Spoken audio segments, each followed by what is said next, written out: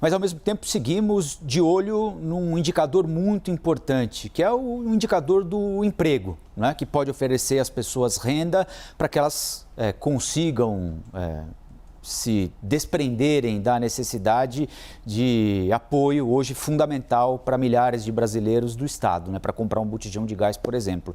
E a notícia é boa, o desemprego recuou no Brasil no trimestre entre maio e julho em relação ao trimestre anterior, mas ainda atinge muita gente, mais de 14 milhões de pessoas.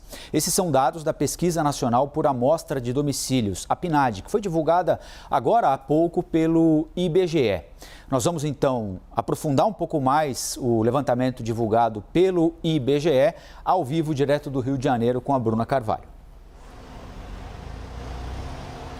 Oi, Colombo, bom dia para você, bom dia a todos. Pois é, apesar dessa queda, se a gente for comparar com o último trimestre, se a gente for olhar lá para 2020, esse número de desempregados subiu 7,3%, o que corresponde, se a gente for levar essa comparação, a mais 955 mil pessoas desempregadas, então, em relação ao ano de 2020. Então, é uma situação que, apesar de ter uma queda aí de 1%, como você bem disse, e ser menor do que a projeção dada, como a Priscila falou anteriormente, ainda é um dado muito preocupante.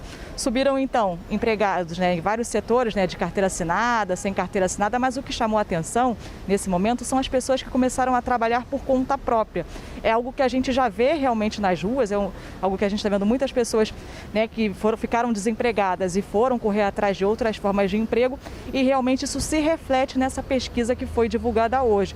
Foi um dado recorde aí, então, na série histórica da PNAD.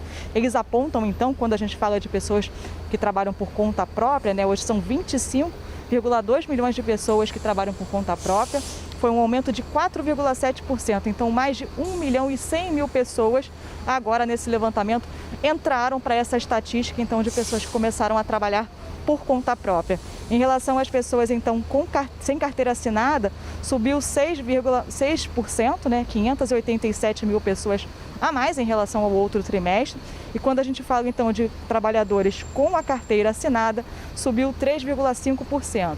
1 milhão a mais, então, de pessoas com carteira assinada. Então, se a gente for ver mais ou menos essa comparação, o número de pessoas com carteira assinada e por conta própria cresceu mais ou menos da mesma forma, então, nesse momento, segundo, então, esse levantamento do IBGE.